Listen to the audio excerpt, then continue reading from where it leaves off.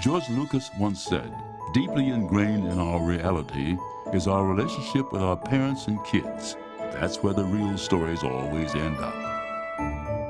His story began in an idyllic American way. Born in Modesto, California to Dorothy and George Sr., George Jr. was free to unleash his busy imagination.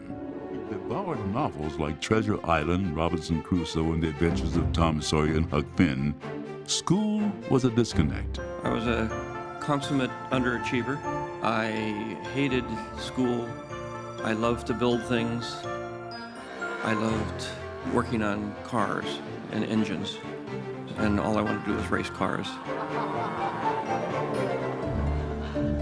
Just days before high school graduation, George was broadsided by a classmate traveling 90 miles an hour.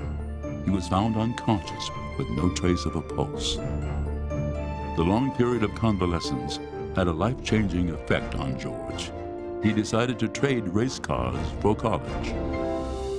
And rather than take over the family office supply business, he would enroll at USC School of Cinematic Arts. "There will be no artists in this family," his father told him. "That's no way to make a living."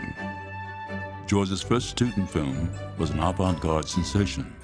He won first prize at 47 film festivals and a coveted internship that led him to his mentor. It actually came from reading comic books. They taught and challenged each other in every way.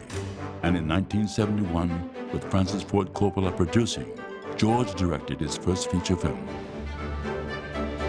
THX 1138 was a disquieting look at the future, set in the 25th century.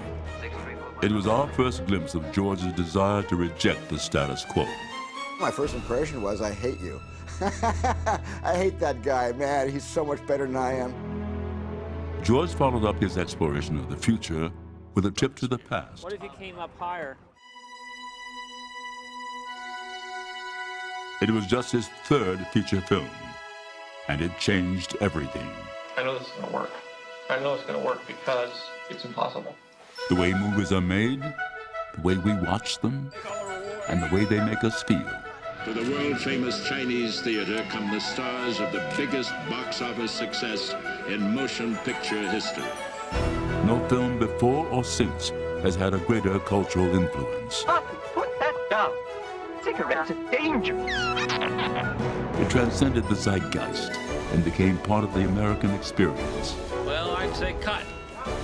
With Star Wars behind him, George bucked the system again. Hi, Daddy. Daddy? I think the biggest thing on earth.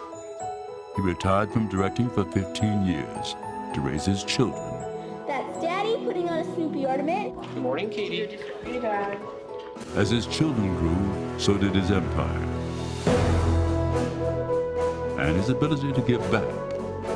Pledging half of his fortune to charity, he is one of the most prolific philanthropists in the world, having created the George Lucas Educational Foundation at Utopia and the upcoming Lucas Museum of Narrative Art. George once said, "Don't listen to your peers. Don't listen to your parents. Don't listen to your culture. Only listen to yourself. That's where you're going to find your truth."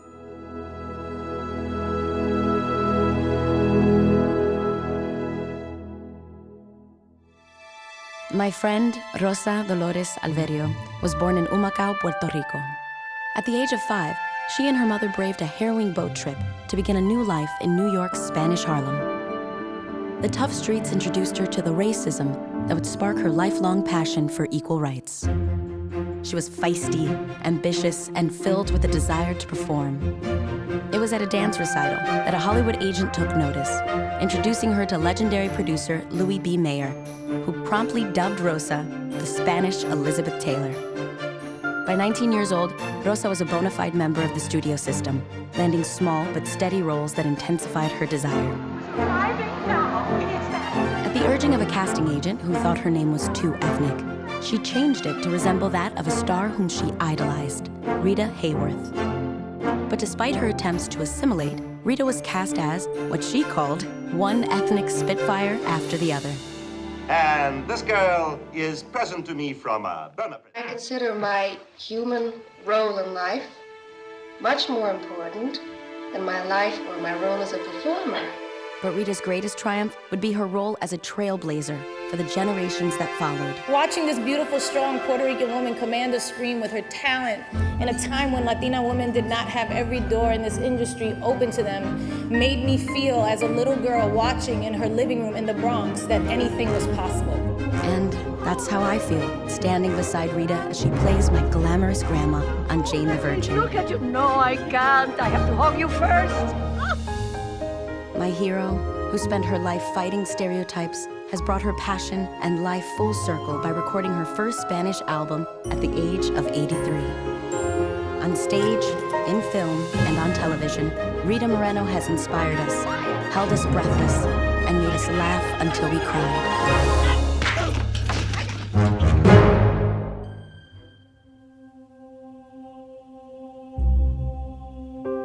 Born to Japanese parents in China, Seiji's family moved back to Japan in the final tragic months of World War II. There, his Christian mother took him to church on Sundays, where he learned and loved its Western hymns. Still a boy and longing to learn the piano, his father loaded a 350-pound upright on a wheelbarrow and pushed it 50 miles to their home. But at 14, his virtuosic dreams were broken, along with 2 fingers in a rugby game. A life without music would be no life at all. Seiji found his calling under the tutelage of the great Hideo Saito, the pioneering Japanese conductor of Western music. And this calling soon became his life. In just 9 years' time, he was invited to conduct at Tanglewood, the summer home of the prestigious Boston Symphony Orchestra. And then he took North America by storm. Under the mentorship of the inimitable Leonard Bernstein, he became an assistant conductor of the New York Philharmonic, and later music director for some of the finest orchestras on the continent. And in 1973, he found the place he'd call his American home for an astonishing 29 years, the Boston Symphony Orchestra. To me, Boston is always most musical city of North America. During his tenure, Seiji helped mold the BSO into one of the most finely tuned music ensembles in the world.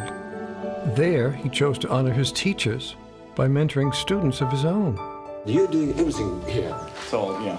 Could you open something? Propelled by a sense of mission and unfettered joy, Seiji and his beloved orchestra would tour the world, performing with some of the greatest musicians of this century. And in 1998, he fulfilled his lifelong dream of uniting the world in music by synchronizing via satellite choruses from 5 continents at the Nagano Winter Olympics in his homeland of Japan.